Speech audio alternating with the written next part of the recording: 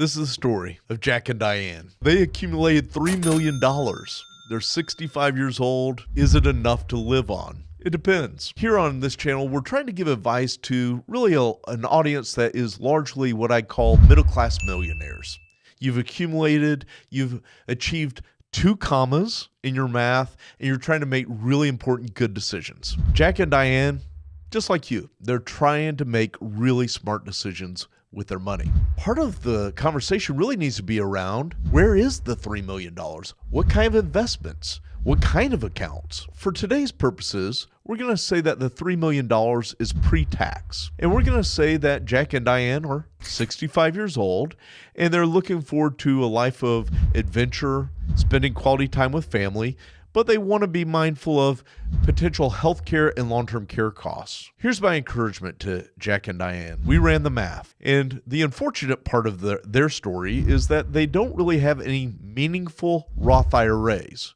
They don't have even what I would call a baby Roth. So everything they're going to do in terms of taking distributions is going to be taxable, and it's going to be taxed at their highest marginal income tax rate. So that being said, they're going to be able to take $120,000 to $150,000 a year of income for most of their retirement life.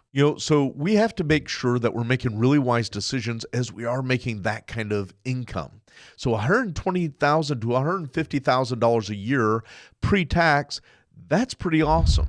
Now, we took a look at their federal taxes and state taxes, which is somewhat friendly towards retirees. And after doing the math, that's going to net them about $95,000 a year after tax. You might be saying, oh my gosh, they're going to pay $40,000, $50,000 in taxes, $30,000 in taxes. They're retired. One of the biggest mistakes I see people make as they're entering into retirement is not fully understanding just how big that tax bill might be. You lose certain deductions, certain write-offs, certain credits. I'm telling you, we have to be mindful of taxes. It's one of the biggest landmines I think people face. You know a landmine, right?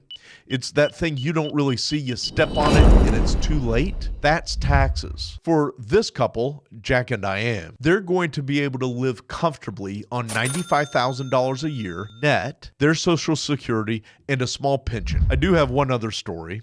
And this is the story of Janet, not Janet Jackson. All right, it's Janet Jackson. So Janet, she has a retirement from a big company here in Metro Atlanta you would know the name of. She worked hard as an engineer, and she graduated from a great local Atlanta institution you might know the name of. She put away and also accumulated $3 million, mostly on her own.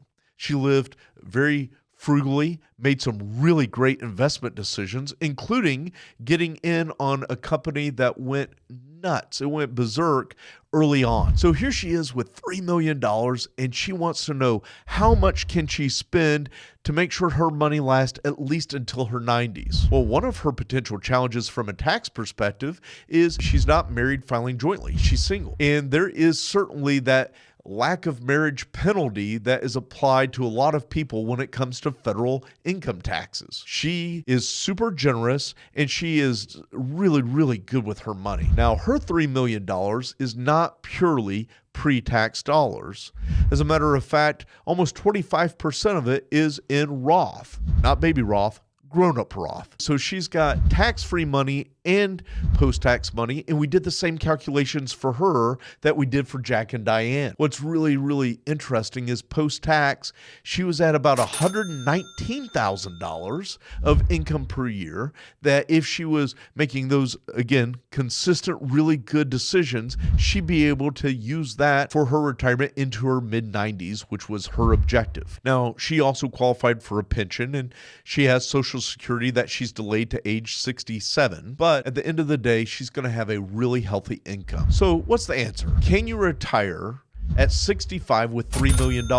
Yes. But depending on who's watching today, your outcomes could be different. Are you married filing jointly? Do you have a pension? Do you have Social Security? Is it pre-tax? Is it post-tax? All of these things matter. And this is relevant to you. If you have $1 million in a 401k or $5 million in company stock, let me tell you something. If we're thinking about taxes, if we're thinking about filing status, if we're thinking about having a prudent investment strategy in place, sure, you can retire, but we have to know the numbers.